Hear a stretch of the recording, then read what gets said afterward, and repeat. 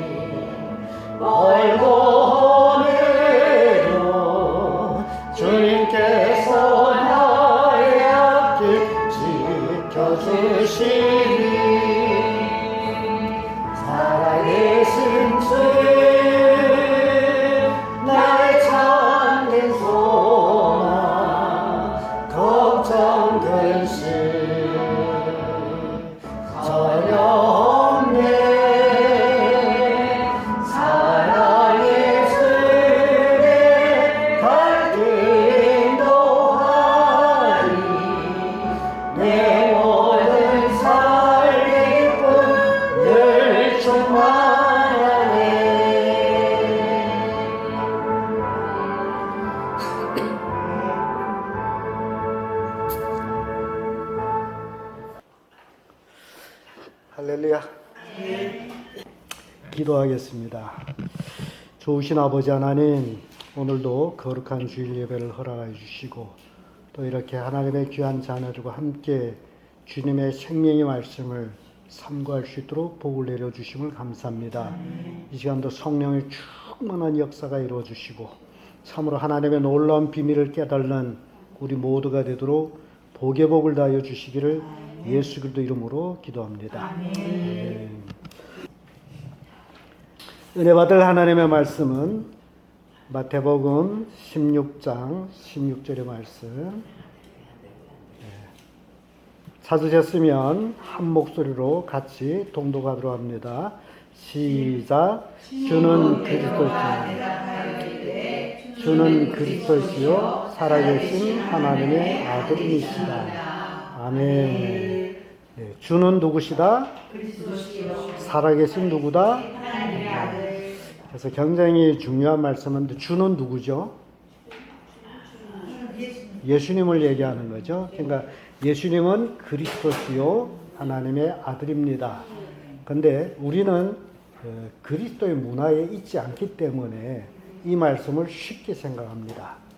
그때 당시에 베드로가 이런 고백을 했다는 것은 실질적으로 반역입니다.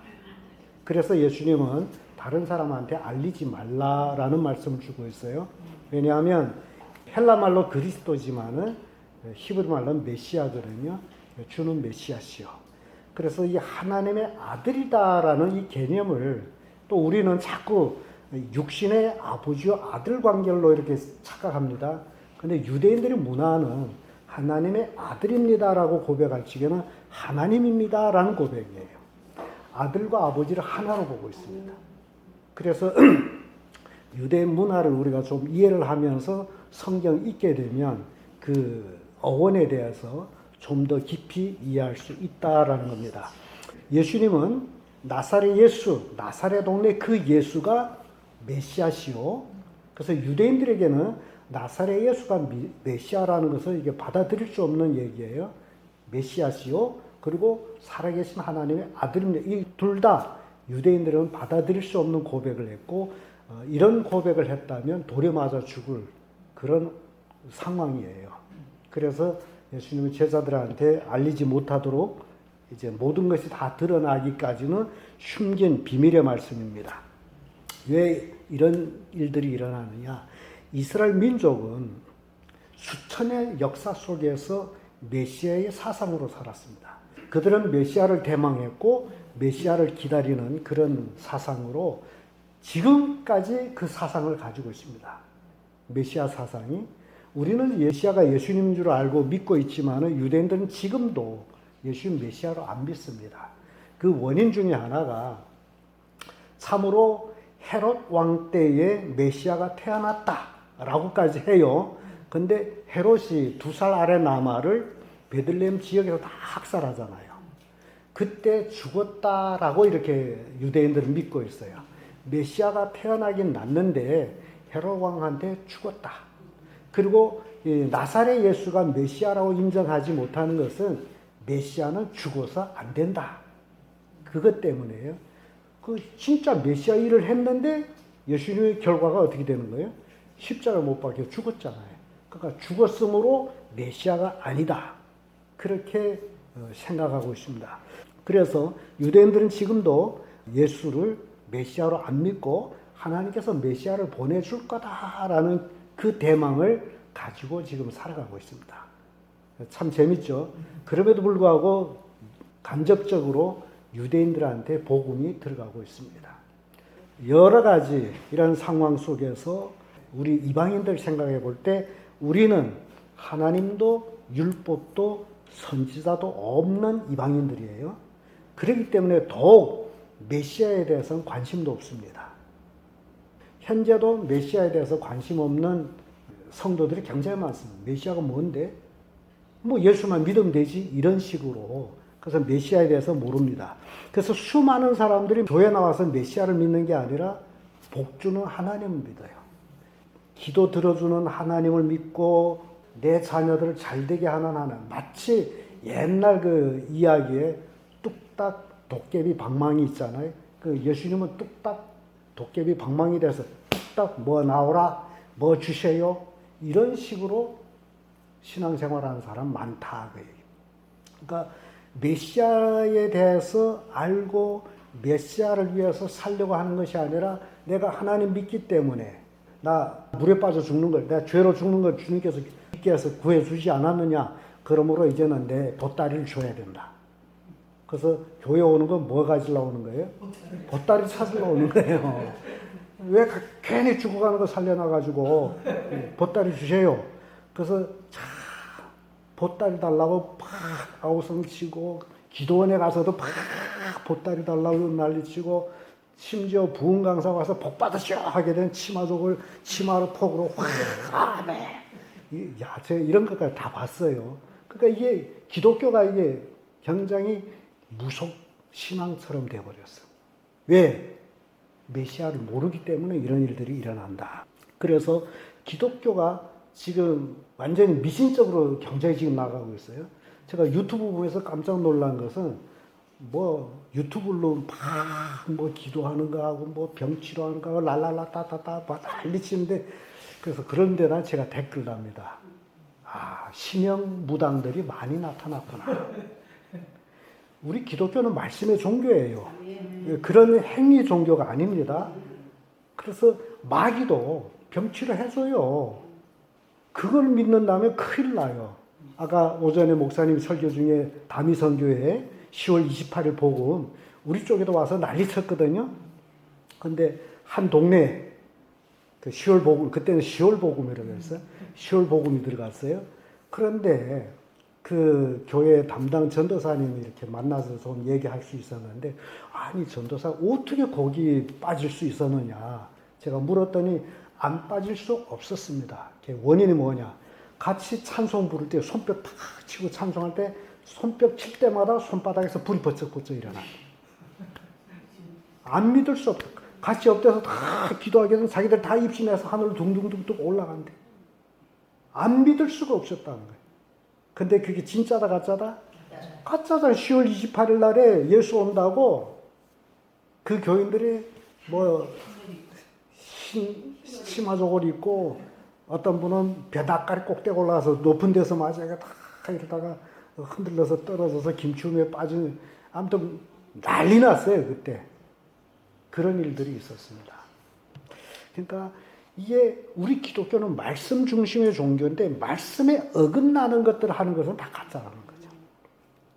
그러므로 우리들은 예수님이 누구이신지를 분명히 알고 믿어야 된다. 이게 참된 신앙이라는 겁니다. 그래서 예수님을 우리가 알기 위해서는 어떻게 알아야 되느냐? 예수님은 누구신가? 첫째, 예언으로 오신 분이에요. 예언. 이 예언도 기가 막히죠. 가장 오랜 우리 원시복음이라 할 때는 창세기 3장 15절을 얘기하죠. 내가 너로 여자와 원수가 되게 하고 너의 후손도 여자의 후손과 원수가 되게 하리니 여자의 후손은 내 머리를 상하게 할 것이요 너는 그의 발꿈치를 상하게 할 것이니라. 이게 원시복음인데 이 예언의 말씀, 여자의 후손으로 올 것이다. 그래서 이게 에덴 동산에서 있었던 말씀인데 이 말씀을 누구도 안다? 마귀도 아는 거예요. 왜냐면 마귀가 있는 데서 하신 말씀이란 말이죠. 마귀는 여자의 후손으로 오는 자가 내 머리를 깨뜨리겠구나 해가지고 여자의 후손만 타락시킵니다. 그 첫 번째로 바로 가인입니다. 가인을 낳았을 적에 하와는 너무 기뻤어요. 자기를 깨운 게 누구였어요? 마귀잖아요. 근데 하나님께서 네가 낳는 아들이 그 마귀의 머리를 얽힌다는 거죠. 깨뜨린다는 거죠. 너무 좋아서 이름을 카인, 대대장이라는 이름을 줬잖아요. 군대 대대장이에요. 마귀를 때려 죽이는 대대장. 그래서 너무 좋았어요. 근데 이놈 카인이 자라면서 하는 행실을 봤더니 대대장 고상하고 쫄짱도 안 되는 거예요. 그래서 성경 역사는 이 여자의 후손이 마귀 머리를 깨뜨릴 것이다 라고 말씀했기 때문에 마귀가 여자의 후손을 타락시키는 일을 쫙 해나가는 겁니다. 예수님까지 오는 거예요. 이게 마귀가 하는 짓이에요. 그래서 뭐 긴 시간이 없어가지고 이 말씀은 나중에 제가 더 자세히 말씀드리려고 합니다만은 이렇게 예수님은 예언으로 오신 분이시다. 그런데 이사야 선지자는 이 창세기 3장 15절보다도 더 가까운 말씀으로 예언합니다. 보라 처녀가 잉태의 아들을 낳을 것이요 그 이름을 임마누엘이라라. 그러니까 창세기 3장 15절은 여자의 후손이다라고 했던 것이 이제 이사야 와서는 좀 더 구체적으로 누구의 아들로 온다? 처녀. 이게 굉장히 중요한 얘기를 합니다. 처녀가 아들을 낳을 것이다. 될 수 없는 일이잖아요. 근데 처녀가 아들을 낳는다. 이름을 임마누엘이라라. 그러니까 이사야 선지자가 예언한 말씀이란 말이죠. 굉장히 복음이 이렇게 많이 밝아진 거예요. 그리고 그뿐만 아니라 또 딱 찍어서 미가 5장 2절에는 베들레헴 에브라다야 너는 유다 족속 중에 지극히 작을지라도 이스라엘 다스릴 자가 내게로 나올 것이라. 그의 근본의 상고는 태초이니라 라는 말씀. 그러니까 처녀가 아이를 낳는데 어디서 나온다는 거예요? 장소까지. 이 예언은 기가 막힙니다. 앞으로 이사야는 처녀가 아들 낳을 것이다. 미가 선지자는 베들레헴에서 낳을 것이다. 이렇게 복음을 점점 드러내는 거죠. 그러면서 이사야는 9장 6절에 이는 한 아이가 우리에게서 낳고 한 아들을 우리에게 주신 바였는데 그 어깨는 정사람이었고 그 이름은 기묘자라 모사라 전능하신 하나님이라 영존하신 아버지라 평강의 왕이시라 할 것입니다. 그러니까 이 한 아이가 나오는데 이 아이가 도대체 누구라는 거예요? 하나님이라는 거예요. 그러니까 이사야 7장 14절에 임마누엘 하나님이 우리와 함께한다는 그런 뜻을 가지는데 더 나가서 9장 6절에 가서는 한 아이가 나오는데 하나님이다. 영존하신 아버지다. 그래서 오늘 본문의 말씀 주는 그리스도의 살아계신 하나님의 아들입니다라고 말씀하는 것은 유대인 사고에서는 아버지와 아들을 하나로 보고 있다. 그래서 이 아이가 누구다? 하나님이다 라는 거예요. 이렇게 예수님은 예언을 통해서 이 땅에 오셨다는 겁니다. 근데 이사야는 처녀가 아이를 낳는다 그랬죠. 그런데 예배 때마다 여러분들이 사도신경 하는데 거기서 처녀라 아니라고 누구라고 그러죠? 동정녀라. 이게 말이 틀립니다. 이게 동정녀가 아니에요. 처녀예요, 처녀. 동정녀라는 얘기는 중국말 어원에 써서 동녀, 어린 여자애를 얘기합니다. 그런데 마리아는 어린 여자애가 아니에요. 처녀예요. 그 처녀라는 개념은 누구를 모르는 여자? 남자를 모르는 여자. 그래서 누가복음에서는 이걸 정확하게 천사가 마리아하고 대화할 때 마리아가 그 얘기를 합니다. 은혜 받은 여자여, 네가 아들 낳을 것이라 했더니 마리아가 그 뭔 얘기입니까? 난 사내를 알지 못하는데. 그러니까 아이를 낳으려면 반드시 사내를 알아야만 아이를 낳는단 말이죠. 그래서 마리아는 난 사내를 모르는데 그때 하나님이 능력이 너를 덮어서 아이를 낳게 될 것이다라는 그런 말씀을 할 때에 이 마리아 당시에도 처녀가 잉태하면 어떤 일이 일어나요? 돌에 맞아 죽어요. 그러니까 마리아도 자기가 임신하는 것들 자기 순교적인 각오를 하고서 받아들이는 거예요. 주의 계집종인이 말씀한 대로 이루어지리라. 받아들이면 안 돼요? 나 그럼 돌에 맞아 죽어요? 그럼 안 이루어지겠죠? 받아들이는 거예요. 그래서 마리아도 처녀 마리아도 아주 대단한 희생을 한 사람이다라는 얘기입니다. 그래서 정말 예수님은 이렇게 예언으로 수천 년 예언 속에서 이렇게 하나하나 이루어지면서 예수님 베들레헴에서 태어날 때의 그 모든 일들이 일어나는 거죠. 근데 베들레헴이라는 게 굉장히 또 재밌습니다. 우리는 마태복음에서 예수님 베들레헴에서 태어나가지고 누울 자리 없어가지고 어디에 누웠다 그러죠? 마구간에 어디? 구유에 누웠다. 그래서 베들레헴이라는 그 이름도 굉장히 재밌어요. 베들레헴. 배하게 된 집이에요. 뜻이 집. 들레헴은 떡입니다. 베들레헴이라는 그 이름의 뜻은 동네 이름은 떡집이다라는 뜻이에요. 그러니까 떡집에서 예수님이 태어났는데 요한복음 6장에 보게 되면 예수님께 나는 하늘에서 내려온 산떡이다. 이 떡을 먹어야 영생한다 그러죠. 그러니까 예수님은 하늘에서 내려온 산떡으로서 떡집인 베들레헴에서 태어났고 어디에 누웠다는 거예요? 구유에 누웠다 그래요. 구유는 짐승의 음식 그릇이에요. 그러니까 하늘에서 내려온 떡이 떡집에서 태어나서 그릇에 놓였다. 그럼 뭐 하라는 거예요? 먹으라는 거잖아요. 그래서 예수님은 성찬식 하면서 내 살을 먹고 내 피를 먹지 않는 자는 영생이 없다. 그러니까 우리는 누구를 먹어야 돼요? 예수님 먹어야 돼요. 먹으라고 하늘에서 내려온 산떡이시다. 먹으라는 거예요. 그럼 예수님이 왜 이렇게 오셨느냐? 원인은 죄인을 구원하려 오셨다. 그러니까 첫 번째는 예수님은 예언으로 오셨고 두 번째는 죄인을 구원하러 오셨다라는 겁니다. 그래서 아담 후손으로 이 세상 모든 사람은 다 원죄라는 걸 가지고 태어나죠. 그래서 원죄로는 죽을 수밖에 없습니다. 아담이 죽듯이 아담의 자손들은 살아남을 사람이 하나도 없이 다 죽어요. 원죄로는 죽을 수밖에 없고 자본죄로서는 심판을 받을 수밖에 없습니다. 그래서 지난주에도 제가 말씀드린 우리는 예수 그리스도의 십자가 보혈로 쬐빨갛게 물든 자다라는 거예요. 그래서 예수님은 죄인을 구원하러 오셨는데 이사야 53장 5절의 말씀 보게 되면 그가 찔림은 우리의 허물 때문이요 그가 상함은 우리의 죄악 때문이라. 그가 징계를 받음으로 우리가 평화를 누리고 그가 채찍에 맞음으로 우리가 나음을 받았도다. 그래서 이 이사야 53장은요 굉장히 중요한 얘기예요. 이사야는 마치 십자가 밑에서 보고 쓴 것처럼 썼어요. 근데 아주 신기한 거는 유대인들은 이사야 53장을 빼버렸어요. 안 읽어요. 뭐 읽어요? 그들은 왜 그리는 거예요? 예수님을 메시아가 아니다라고 그들은 믿고 있기 때문에 아예 이 말씀 안 읽어요. 유대인들은. 재밌죠? 그래서 결과적으로는 이것도 마귀의 역사인데 그 예수님은 죄인을 구원하러 자신이 친히 십자가에 달려 찢겼다 그 얘기입니다.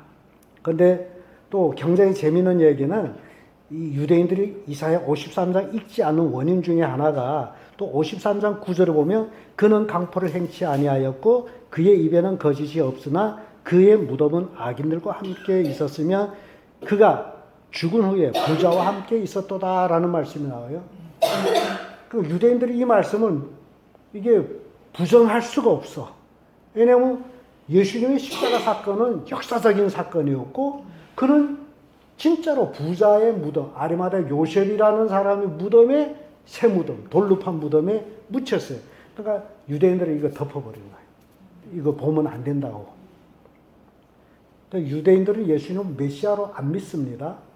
오늘날 그리스도인들도 예수님을 메시아로 안 믿는 사람, 안 믿는다기보다는 모른다라는 거예요. 메시아인 줄은 모르고 그래서 신이라고 믿고 달라하고 구하고 이런 거 하는 거죠. 그래서 예수님은 정말 죄인을 구원하기 왔기 때문에 사도행전 4장 15절에 다른 이로서는 구원을 얻을 수 없나니 천하인간의 구원을 얻을 만한 다른 이름을 우리에게 주신 일이 없습니다. 그러니까 예수 그리스도 외에는 구원이 없다라는 겁니다. 구원은 오직 예수님을 통해서 구원이 이루어지는 거죠. 예수 외에는 구원이 없어요. 그러니까 왜 한국에 수없이 많은 이단들이 있느냐? 한국이 특별한 것 같아요. 정말 한국 사람들이 총명하고 공부 많이 했는데 어떻게 그렇게 이만희 신천지나 뭐 안상홍 그 어머니 교회에 빠지는지 저는 모르겠어요. 다 똑똑한 사람들이 어째 이렇게 빠지느냐? 원인은 딱 하나. 그리스도를 모르기 때문에 그렇다는 겁니다. 그래서 예수님은 죄인을 구원하러 오셨다. 예수님 누구냐? 죄인을 구원하러 오신 분이시다. 세 번째는 인간 하나님으로 오신 분이시다. 인간 하나님이에요. 하나님은 영이기 때문에 우리 육신의 눈에는 안 보이는 거예요. 그래서 하나님이 육신을 입고 오셔서 하나님 보여준 거예요. 하나님 이런 분이다 라는 걸 보여주는 거예요. 그래서 우리가 호시아 성경에 여호와를 알자, 힘써 여호와를 알자라고 했지만은 우리는 여호와 하나님, 창조주 하나님을 알 길이 없습니다. 영이기 때문에. 근데 우리가 정말 하나님을 알기를 원한다면 예수님을 완벽하게 알게 되면 아, 하나님은 이런 분이시구나 라는 것을 우리가 알 수 있어요. 그래서 예수님은 인간으로 온 하나님이시다. 인간으로 온 하나님이다. 그래서 인간으로 온 하나님을 우리가 알아야만이 참된 하나님, 영이신 하나님을 알 수 있다는 겁니다. 근데 인간으로 온 하나님, 예수님도 모르면서 어찌 하나님을 알 수 있겠냐. 그 얘기예요. 요한복음 1장 1절에 보면 태초에 말씀이 계시니라 이 말씀이 하나님과 함께 계셨으니 이 말씀은 하나님이시다 얘기예요. 태초에 말씀이 계셨다. 그래서 요한복음 1장에 나오는 태초와 창세기 1장에 나오는 태초는 다른 단어입니다. 요한복음에 나오는 이 태초와 창세기 1장, 태초에 하나님 천지를 창조하시는 그 창조와 요한복음 1장에 나온 태초는 완전히 차원의 다른 태초를 얘기하는데 창세기 1장의 태초는 하나님 우주 만물을 만들 때의 태초를 얘기하고 이 요한복음의 태초는 하나님이 존재 그때를 얘기하고 있어요. 그래서 완전히 차원이 다른 얘기예요. 그러니까 요한복음 1장에 나온 태초는 싹 정말 먼 그때 태초고 창세기 1장에 나온 태초는 하나님이 우주 만물을 창조한 그 시작. 그렇게 여러분이 생각하면 되겠습니다. 그래서 이 태초에 말씀이 계셨는데 이 말씀이 하나님이신데 이 말씀이 어떻게 했느냐? 요한복음 1장 14절에 말씀이 육신되어 우리 가운데 가심에 우리가 그 영광을 보니 아버지의 독생자의 영광이요 은혜와 진리가 충만하더라. 이 말씀이 뭐가 됐다는 거예요? 말씀이 육신이 됐다. 말씀, 이게 우리는 이해할 수 없지만 말씀, 로고스, 진리, 그 진리이기 때문에 육신도 될 수 있다는 거예요. 그래서 우리는 이 진리를 이해하기 굉장히 어려운 단어 중에 하나예요.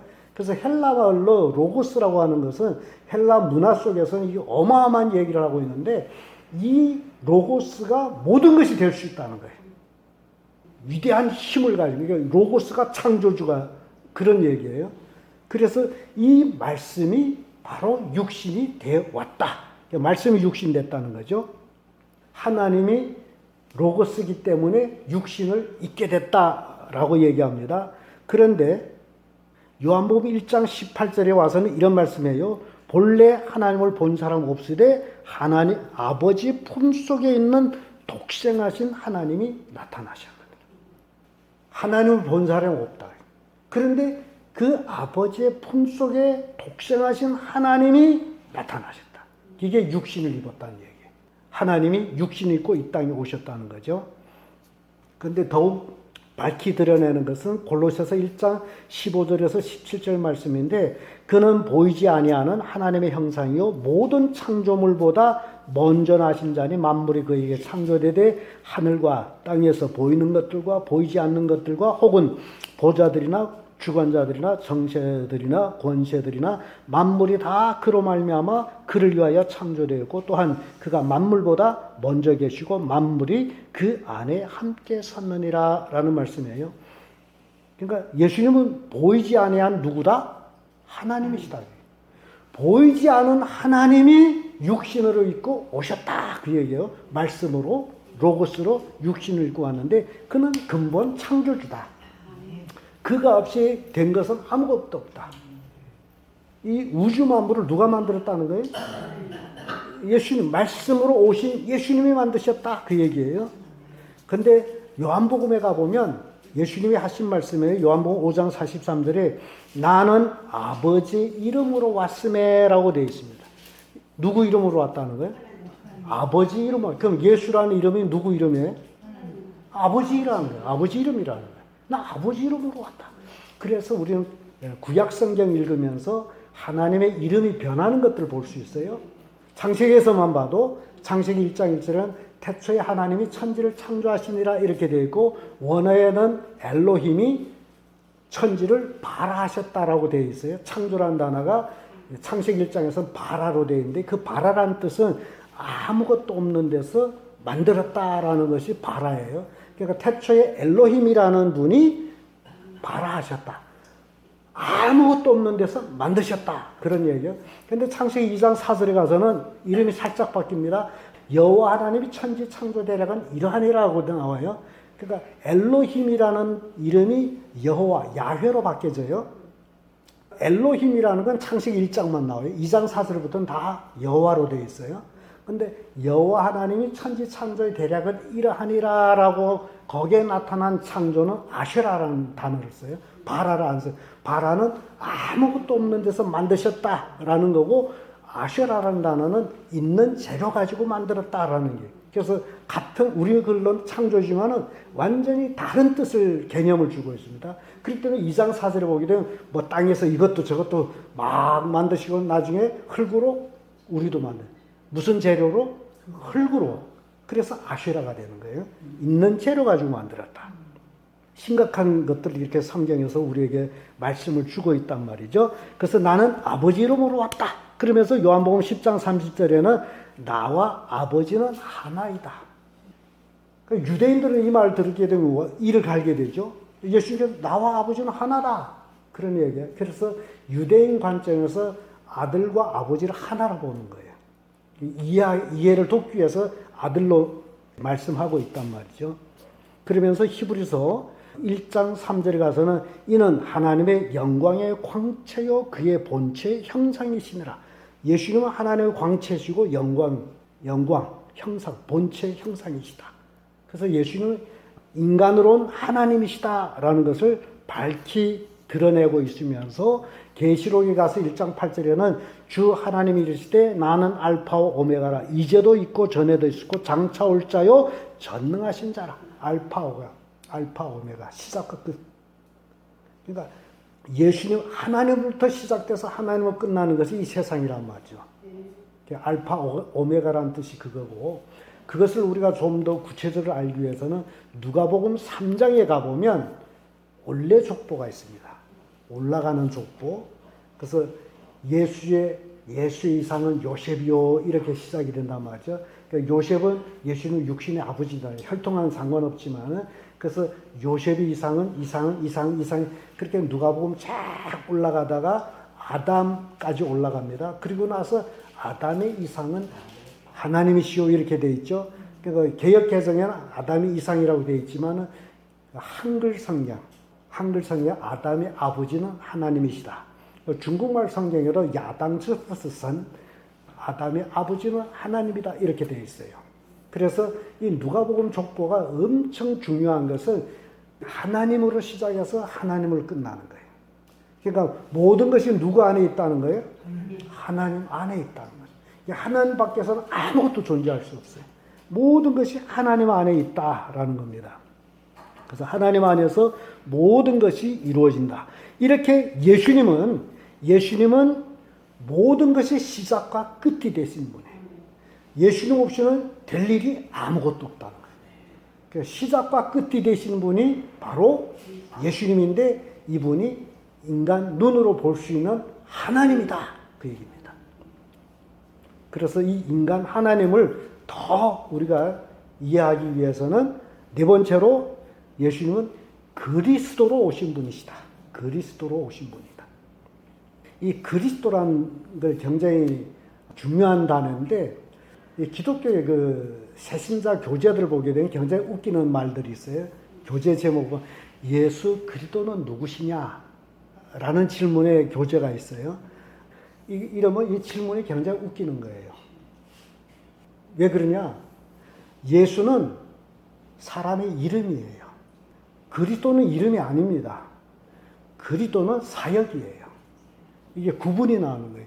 그래서 제가 오늘 제목이 뭡니까? 예수님은 누구신가를. 근데 저도 똑같이 예수 그리스도 누구십니까? 이건 아무것도 안 돼요. 이게 잘못되는 거예요. 예수님은 누구시냐? 그걸 우리가 알아야 되는데, 이분은 무엇으로 오셨다는 거예요? 그리스도로 오셨다. 그리스도로 오신 분이시다. 정확히 우리가 예수가 무엇으로 오셨나라는 걸 알아야 돼요. 거저 인간으로 온 게 아니라 뭘로 오셨다는 거예요? 그리스도로 오셨다라는 겁니다. 그래서 마태복음 1장 1절을 보게 되면 여러분 잘 아시면 아브라함과 다윗의 자손 예수 그리스도의 계보다. 그러니까 예수 하고서 거기다 뒤에다 뭘 달았어요? 그리스도의 계보다. 그래서 그리스도의 계보하게 되면 이것은 하나님의 구속사 계보라. 그리스도라고 들어가면 구속이에요, 구속. 그리스도의 계보다라고, 또 마가복음 1장 1절에 들어가서는 하나님의 아들 예수 그리스도의 복음이 시작이다. 이렇게 딱 찍어놔요. 예수 뭐의 시작이다? 그리스도의 복음이 시작. 그러니까 그리스도가 복음이 되는, 예수가 복음이 되는 게 아니에요. 그리스도가 복음이 돼요. 왜냐하면 이 그리스도의 사역이 우리를 구원하기 때문에. 그래서 그리스도의 복음이 시작이다라고 이렇게 딱 찍어놓고 있습니다. 근데 많은 사람들이 이거 그렇게 하고 읽고 지나가잖아요.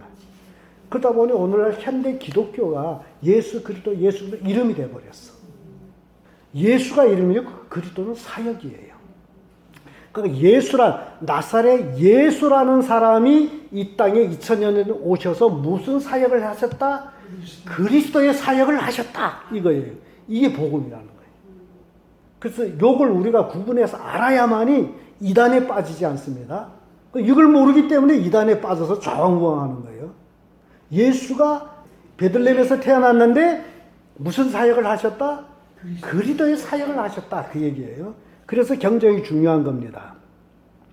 그래서 오늘 본문의 말씀이 주는 그리스도여 살아계신 하나님의 아들입니다라고 베드로가 고백을 했죠. 그런데 요한복음 17장 3절에 가서는 더 정확한 말씀이 또 나옵니다. 영생을 어떤 자가 얻느냐? 우리 다 같이 찾아 읽어보죠. 요한복음 17장 3절. 다 찾으셨으면 한 목소리 읽으면 시작. 영생은 곧 유일하신 참 하나님과 그가 보내신 자 예수 그리스도를 아는 것이니이다. 어떤 자가 영생을 받느냐? 영생은 곧 유일하신 참 하나님과, 이제 참 하나님과 그의 보내신 자. 그의 보내신 자는 인간으로 온 하나님을 얘기해요. 그의 보내신 자 누구? 예수. 무엇을? 그리스도. 예수 그리스도를 아는 것이다, 모르는 것이다? 아는 것이다. 그러니까 예수가 그리스도라는 것을 알 때에 영생을 소유한다는 얘기예요. 근데 경제가 오늘날 기독교가 잘못된 걸 가르쳐 가지고 예수가 그리스도인지 뭔지는 모르고 그래서 예수만 믿으면 복 받고 예수만 믿으면 천당 가고 이런 얘기를 한단 말이죠. 그래서 예수 그리스도를 아는 것이다. 신명기 18장 15절 찾아 읽어보겠습니다. 신명기 18장 15절 찾으셨으면 한 목소리 읽습니다. 시작. 네, 하나님 여호와께서 너희 가운데 내 형제 중에서 너를 위하여 나와 같은 선지자 하나를 일으키시니 너희는 그의 말을 들을지라. 모세가 이제 고별 설교를 하면서 하는 얘기죠. 너희 가운데서 하나님께서 나 같은 선지자를 너희 중에 세울 것이다. 그럼 너희는 그의 말을 들으라. 이때 당시에 짧게 얘기하면 모세의 계승자 여호수아가 되죠.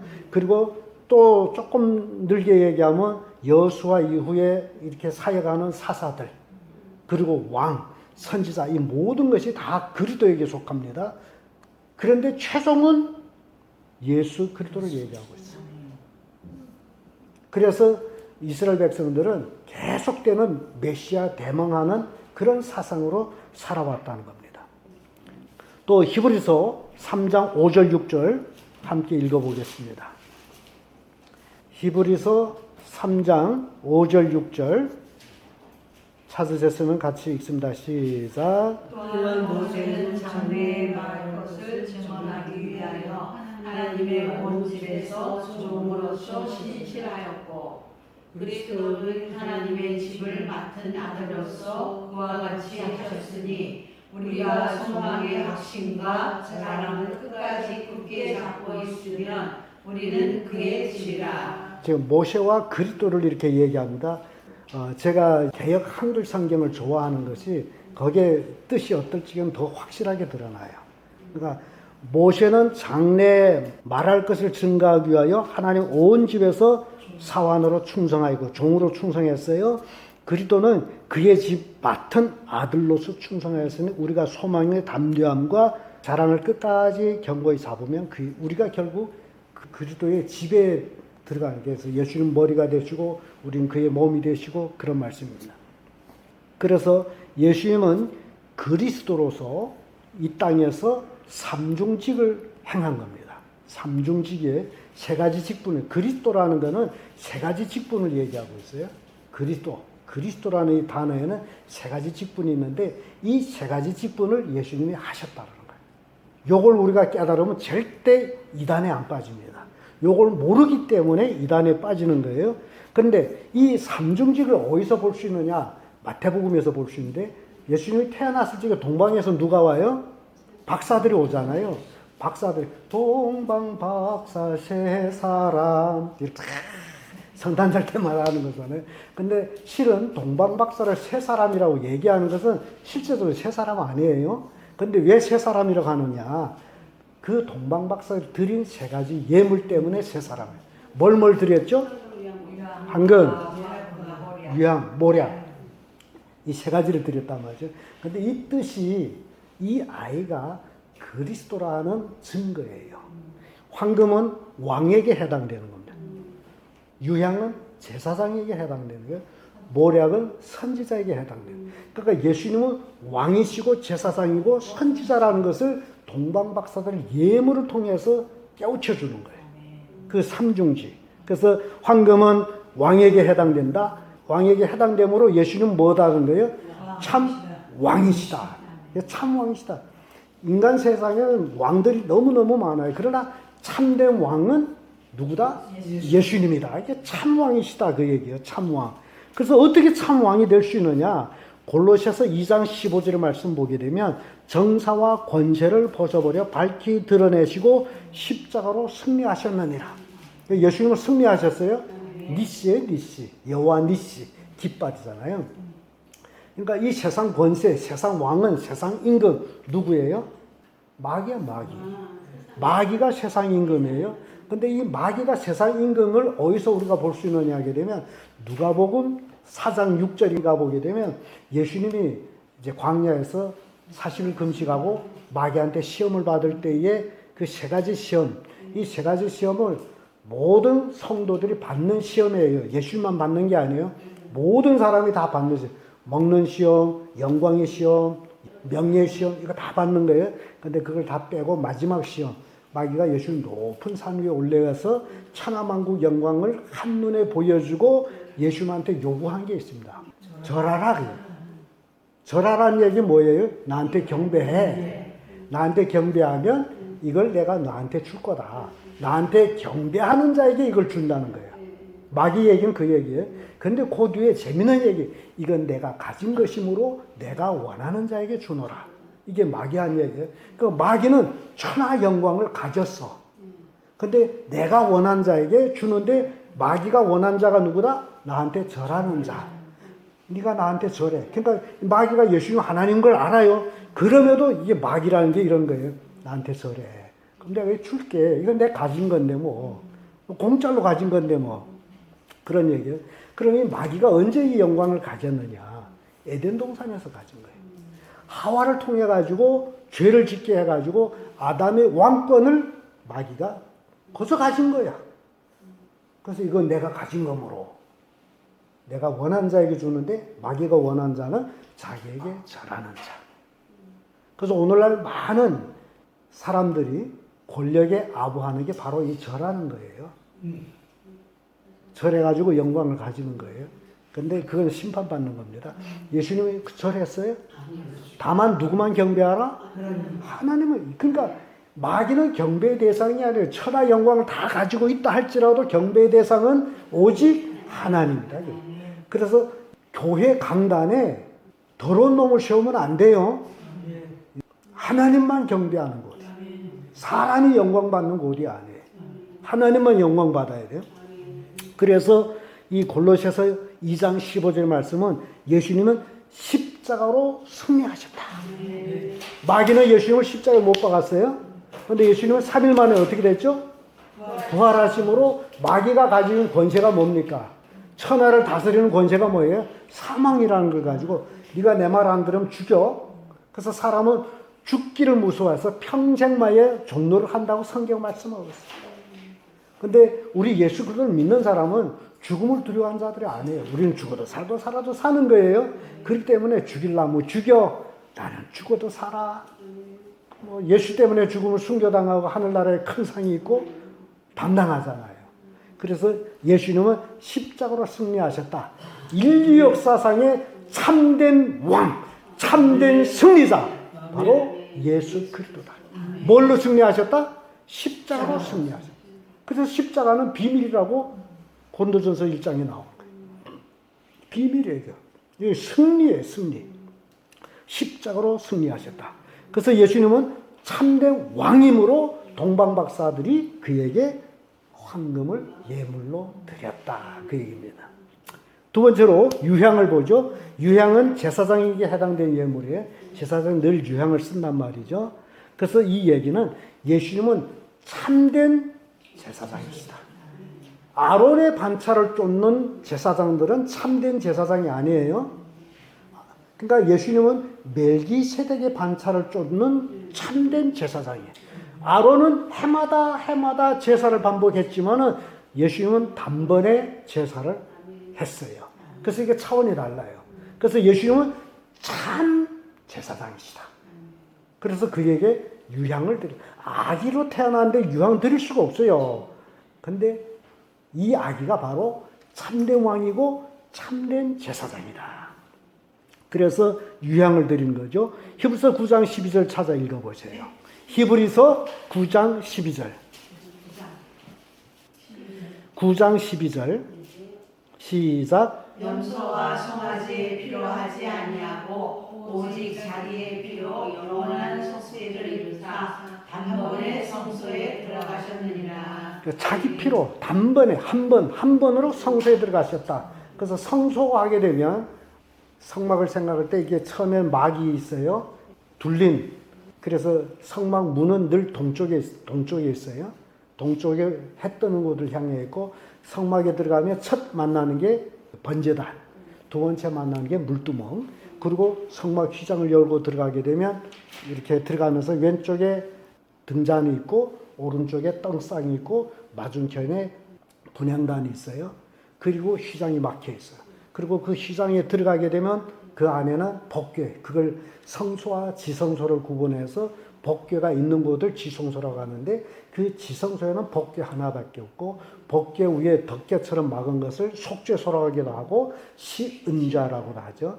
그래서 그 법궤 안에는 세 가지 물건이 있는데 돌비, 아론의 상난지팡이, 만나 항아리 이 세 가지가 있는데 대제사장이 1년에 속죄일에 피를 가지고 들어가서 그 속죄소에다가 피를 바름으로 하나님이 그 법궤 속에 있는 이스라엘 죄악을 보지 않고 그래서 진노를 하지 아니하므로 죄사함 받았다라는 거죠. 그래서 예수님이 하신 일이 그 일이에요. 지성소 단번에. 그래서 예수님이 십자가에 못 박혀서 다 이루었다라고 외칠 때 성소 휘장이 찢어졌다. 어떻게 찢어졌다? 위로부터 아래로 쫙. 이건요, 이 성소 휘장은 굉장히 질깁니다. 말레필로 당겨도 찢어앉아요. 근데 그것이 위로부터 쫙 찢어. 그러니까 하나님의 성소에 들어갈 문이 열렸다. 옛날에는 대제사장 1년에 1차씩 들어가는데 이제는 확 열려가지고 우리는 수시로 들어가는 거죠. 그래서 우리를 베드로 성경 보면 만인 제사장이라. 우리가 성소에 들어갈 담력을 가지고 예수님이 단번에 열어주셨어요. 그 성소에 들어가 영원한 참된 제사장이 하는 일이에요. 아론의 반차를 쫓는 제사장들은 계속 반복되는, 그래서 인간이 제사장이 되기 때문에 먼저 자기를 속죄하고 백성을 위해서 속죄를 하는 거예요. 그런데 예수님은 대제사장이므로 본인이 죄가 없기 때문에 자기를 위한 속죄가 없고 오로지 백성을 위한 속죄. 이게 히브리서 9장에 말씀하는 게 염소와 송아지 피로 아니하고 자기 피로 단번에 들어가셨다. 성소에 들어가셨다. 이게 예수님이 참 제사장으로서 한 일이다. 그래서 우리 예수님, 지난번에도 우리가 예수님한테 도피한다 그러죠. 참 제사장. 그 속에 들어가서 우리가 다시 나올 길이 없어요. 거기 있으면 영원히 함께 사는 거죠. 그 다음에 모략. 모략은 선지자에게 해당되는 건데 예수님은 참 선지자시다라는 것을 보여주고 있죠. 그래서 예수님이 참된 선지자임을 이제 증명하는 것이 참 많지만은 오로지 간단하게 한 가지만 요한복음 14장 6절 찾아 읽어보세요. 요한복음 14장 6절 같이 읽습니다. 시작. 예수께서 이르시되 내가 곧 길이요 진리요 생명이니 나로 말미암지 않고는 아버지께로 올 자가 없느니라. 자, 예수님이 내가 곧 길이요 진리요 생명이니 나로 말미암지 않고는 어디로 못 간다는 거? 아버지께로 못 가는 거. 이 아버지 할 때는 천국을 얘기해요. 하늘나라 못 간다 그 얘기예요. 그러니까 예수님이 선지자라는 것은 수없이 많은 선지자로 와서 뭔가를 하나님께 돌리려고 애를 썼어요. 백성들이 죄를 책망하고 돌아오라 돌아오라. 구약성경 말라기 마지막 선지자는 하나님께로 돌아오라 여호와께로 돌아오라는 우리가 어떻게 돌아갈까요? 할 때 너희가 하나님께 도둑질했잖아. 그래서 하나님께로 돌아가는 증거가 11조란 말이에요. 물질의 주인은 하나님입니다 라고 고백하며 드리는 게 자기를 포기하고 하나님께 돌아가는 증거인데 너희들이 다 도둑질했다고 책망하는 거죠. 그래서 예수님은 참 선지자로서 하나님께로 가는 길을 제시해 준 거예요. 하나님께로 갈 수 있는 길은 예수님 외에는 있다 없다? 없는 거예요. 그래서 이제는 복음이 점점 드러나죠. 예수 떠나서는 아버지로 갈 길이 없어요. 그런데도 있다라고 하는 자들이 있단 말이죠. 그래서 예수님은 내가 길이요 진리요 생명이니 나로 말미암지 않고는 아버지께로 올 자가 없다. 그러니까 예수님은 참 선지자다라는 거예요. 참 선지자. 예수님은 참된 왕이고 참된 제사장이고 참된 선지자. 그러니까 예수, 이게 그리스도라는 거예요. 이게 그리스도라는 거예요. 이 그리스도가 이 일을 한다는 거예요. 이 일을 안 하는 거는 그리스도가 아니에요. 그래서 구약성경 전체가 그리스도에 관한 이야기입니다. 구약성경 전체가 그리스도를 얘기하고 있어요. 그래서 구약성경 쫙 요약해 놓으면 어떻게 되느냐? 모세오경은 제사장에 관한 이야기입니다. 모세오경. 제사장에 관한 이야기고, 역사서는 왕에 대한 이야기입니다. 그리고 선지서는 선지자에 대한 이야기입니다. 이제 구약성에 쫙 이렇게 요약이 되죠. 왕, 제사장, 선지자. 역시 지금 오늘 우리 이 말씀으로 얘기하면 그리스도에 대한 이야기예요. 그리고 시가서는 예배에 관한 이야기입니다. 예배는 이렇게 하라. 구약성이 이렇게 다 끝났어요. 구약 전체가 그리스도에 대한 이야기구나. 이렇게 예수님은 하나님 아들 그리스도이십니다. 그러기에 초대교회 사도들은 오로지 예수는 그리스도라고 가르치기와 전하기를 쉬지 아니했다라고 사도행전 5장 42절에 기록하고 있습니다. 사도행전 5장 42절 찾아 읽어봅니다. 같이 읽습니다. 시작. 그들이 날마다 성전에 있든지 집에 있든지 예수를 그리스도라고 가르치기와 전도하기를 그치지 아니하니라. 그러니까 초대교회 사도들. 그러니까 초대교회 사도들은 무슨 일만 했느냐? 그들은 집에 있든지 성전에 있든지 예수는 누구라? 그리스도라고 가르치기와 전하기를 쉬지 않은 거예요. 그러니까 영어에서는 이거 굿뉴스라고. 예수가 그리스도라고 가르치는 것이 굿뉴스예요. 그때 당시에 굿뉴스는 지금도 굿뉴스예요. 우리가 가르쳐야 될 것은 교회가 예수가 그리스도다. 이 그리스도를 믿어야 구원받는다라는 것을 가르쳐야 될 사명을 가지고 있다는 겁니다. 그리스도의 사역을 하지 아니하고 스스로 하나님이라고 주장하는 안상홍이나 이만희나 이들은 다 실은 이들이 이단이라고 말하는 그 이단이 아까운 거예요. 이들은 이단이 아니에요. 이들은 거짓말장이에요. 이단이란 말은 이들인데 아까운 거예요. 이단이라는 거는 비슷비슷해요. 그런데 이들은 이단이 아니에요. 이들은 완전히 거짓말쟁이. 너희 아버지는 거짓말장이라고 요한복음에 나오죠. 너희 아비는 누구 새끼라는 거예요? 마귀 새끼라는. 거짓말쟁이는 마귀 새끼라는. 그러니까 이만희나 안상옥은 누구 새끼다? 마귀 새끼라는 게 거짓말쟁이에요. 거짓말쟁이고 거짓말쟁이는 마귀 새끼고 더 나가서 사기꾼이라 그래요. 사기꾼. 이 기독교에서 이들 이단이라고 얘기하면 잘못된 이단이 아니에요. 이건 거짓말쟁이고 사기꾼이에요. 마귀 새끼예요. 그래서 정리하면 이게 안상홍이나 이만희는 거짓말쟁이고 사기꾼이고 마귀 새끼다. 보세요. 안상홍이 그리스도의 사역을 했어요? 이만희가 했어요? 그러면서 자기가 하나님이에요. 이게 될 수 없는 거잖아요. 그러니까 우리가 예수가 그리스도라는 것을 알게 되면 예수가 한 사역이 그리스도의 사역, 이 사역을 한 자만이 그리스도지. 근데 이단들은 우리가 소위 말하는 이단 이런 사역 안 하고 덮어놓고 자기가 하나님이라고 사기치고 있단 말이죠.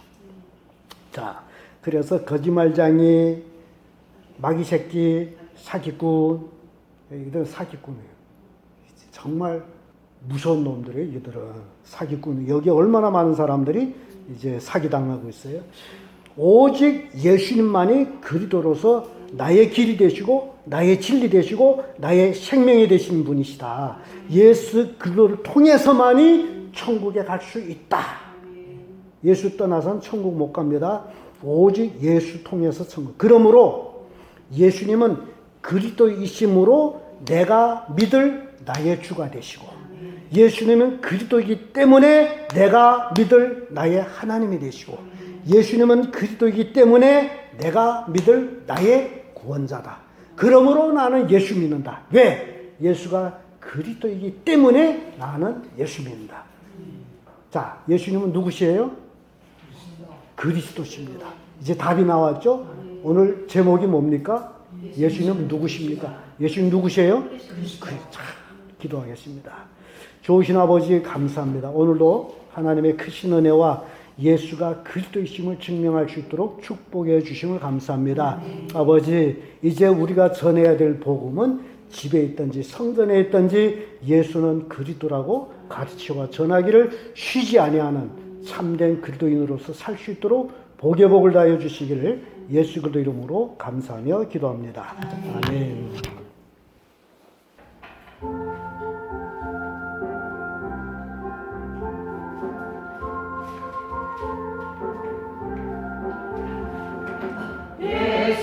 예수님은 누구신가 우는 자의 위로와 얻는 자의 분성이며 전한 자의 높음과 잡힌 자의 노임되고 우리 기쁨 되시네.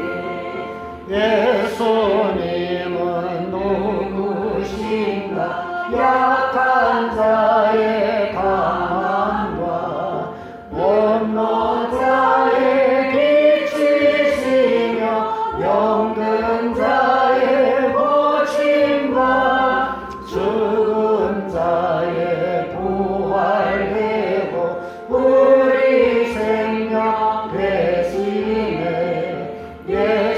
예수님은 누구신가 주한 자의 정함과 죽을 자의 생명이며 죄인들의 중보와